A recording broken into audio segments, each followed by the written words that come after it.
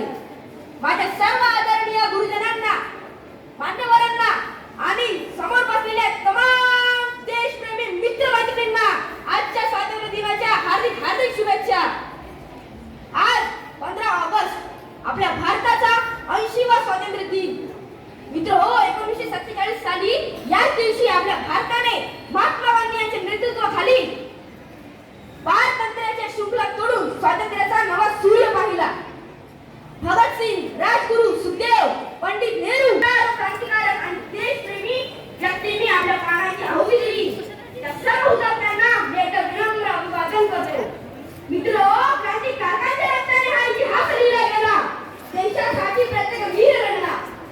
मित्रहो, क्रांतिकारकांच्या रक्ताने हा इतिहास लिहिला गेला. देशासाठी प्रत्येक वीर लढला.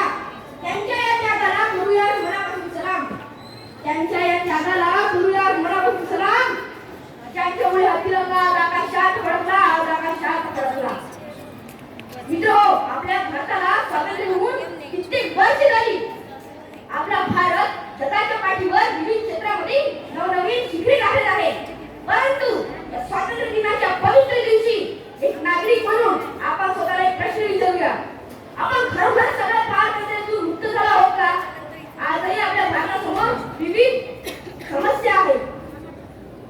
मित्रहो, जेव्हा एखादा तरुण परीक्षेला बसतो किंवा पेपर फुटीची बातमी येते, आज देशातील लाखो हजारो तरुण हाताला काम करण्यासाठी भटकत आहेत.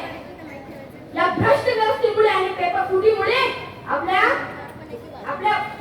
देशाच्या विकासाला एक तडा गेला आहे.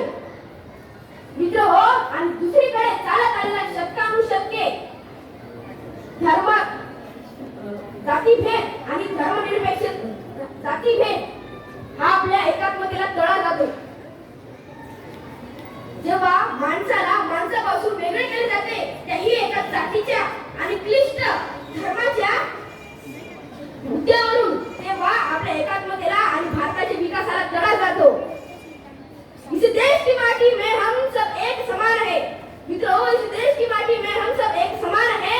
अलग अलग रंगों से सजी अपनी यह पहचान है. कोई ऊंच नीच का भेद न हो और दिल में प्यार बसाना है. मित्रों, पांडु का कोई ऊंच नीच का भेद न हो और दिल में प्यार बसाना है. इस धरती को हमको मिलकर फिर से स्वर्ग बनाना है, फिर से स्वर्ग बनाना है.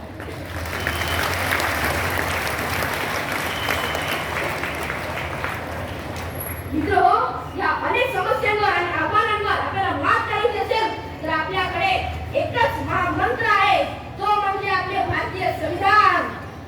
डॉक्टर बाबासाहेब आंबेडकरांनी दिलेल्या संविधानाने आपल्याला स्वातंत्र्य, समता आणि बंधुता यांची नैतिक मूल्य दिली आहे. मित्रहो, संविधान केवळ एक पुस्तक नसून ते आपल्या हक्काचे आणि सुरक्षेचे कवच आहे. मित्रहो, असं करायला पाहिजे की मी प्रथम आणि शेवटी एक भारतीय आहे, एक भारतीय आहे. मित्रहो, आपली जी राष्ट्रीय सुरक्षा आहे ही फक्त सैनिकांची जबाबदारी नसून ती आपलीही जबाबदारी आहे. आपण देशाच्या आतमध्ये राहून देशाची सुरक्षा आणि शांतता राखू शकतो. सरदार सोडून जो देशासाठी लढतो, संकटाच्या सीमेवर तो छाती काढून उभा राहतो. सरदार सोडून जो देशासाठी लढतो, संकटाच्या सीमेवर तो छाती काढून उभा राहतो. त्यांच्या याच बलिदानामुळे आपण सुखात जगतो. अशा वीर शूर जवानांना हा देश सदैव मानाने वंदितो, सदैव मानाने वंदितो. जर का एका प्रगती पथावर न्यायचे असेल तर माझ्या मते आपल्याला 3 मुद्द्यांची अत्यंत गरज आहे. पहिला मुद्दा म्हणजे आदर्श लोकशाही, आयडियल ब्युरोक्रेसी. आपल्या देशातील सरकारी कर्मचारी, नेते हे भ्रष्ट नसावे, कर्तव्यदक्ष आणि प्रामाणिक असावे. मुद्दा क्रमांक 2 म्हणजे आदर्श लोकशाही.